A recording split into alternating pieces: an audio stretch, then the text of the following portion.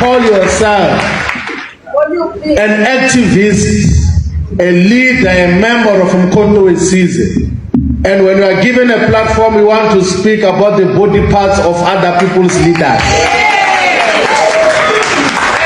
and you want to speak about their intellectual capacity, what will Umkhonto weSizwe gain if we were to, every time we speak, we say, no, these ones are stupid, this one is a dumb cop, and then later on we want to unify these people behind one agenda. And you're talking about adults with children, characterizing them with all sorts of names, and later on you say, no, as black progressive forces we must unite, and these are the people that we must talk to. So Umkhonto weSizwe is founded on the principle of respect, and what is good about this principle is that it also finds expression in the code of conduct as well, that it will be a disciplinary issue to disrespect any person, even a general member of the public. You are not allowed. That is what defines the organization. The other principle is the organic form of representation, that all activists, all leaders of Umkhonto weSizwe must be organic, must be guided by familiarity, by knowledge of what is happening in their communities. So you can't be in the legislature or in the parliament and then you go to say in your speech that, no, according to the Daily Sun or according to Statistics South Africa, there is no water in Mhlabalingana and Josie and Mtubatu. When you speak, you must be making a proper relatable story that I was in Mtubatuba yesterday, I was in Kabisa yesterday, I was in this area and I know the people do not have water. You should speak with authority on things that you know, not things that you have read in social media.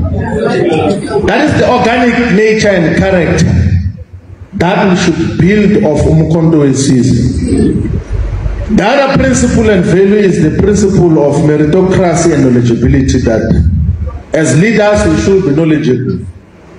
We should understand what we stand for. We should know the areas where we come from. So that we are able to provide proper solutions. Comrades, we are going to be doing a lot of induction and constant discussions about the politics of Umkhonto weSizwe.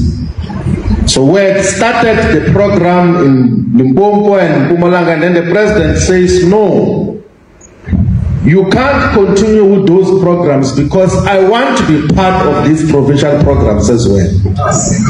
Because some people might think that you are just speaking yourselves and representing yourselves.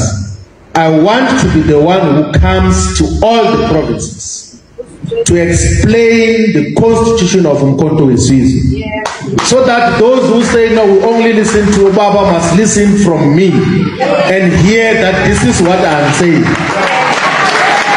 And there is none of the sections that are a mistake in this constitution. You know, when the first draft of the constitution was drafted, Viva MK Youth League, Viva!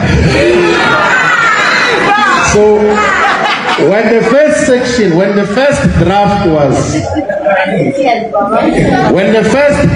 was presented, the proposal on the MK Youth League was 14 to 35, similar to Wagom. And the president says, tell me what defines youth. Do you want a 14-year-old and a 35-year-old to belong in one organization, which is a preparatory school? How are they relatable? Because majority of people above the age of 30, they are fully established adults. with children, and many other obligations and responsibilities.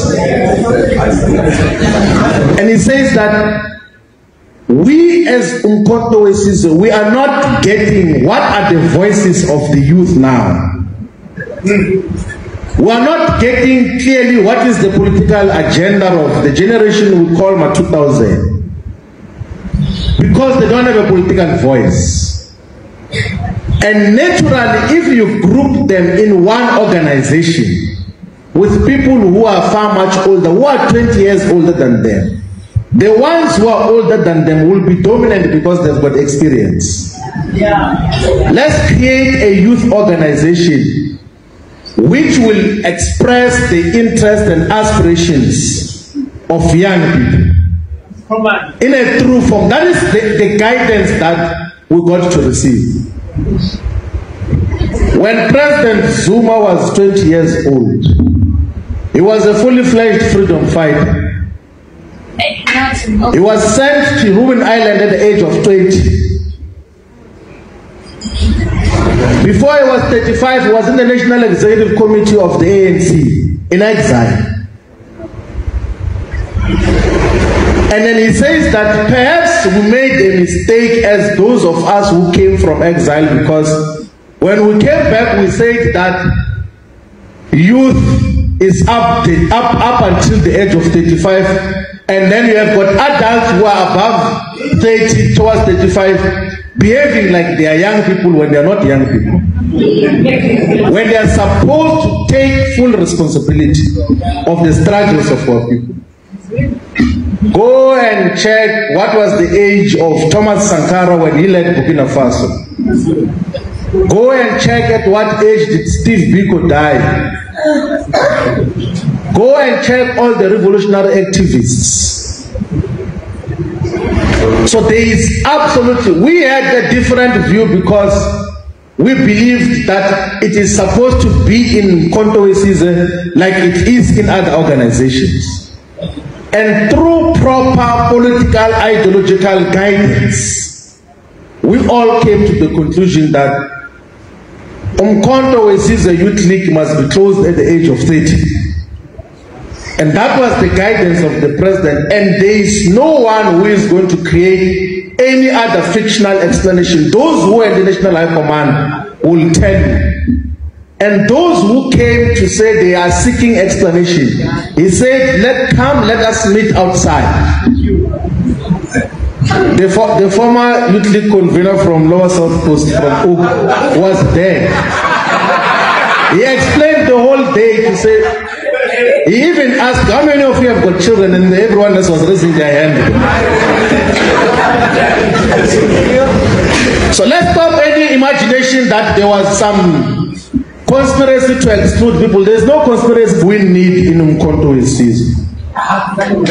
The other issue, comrades, is that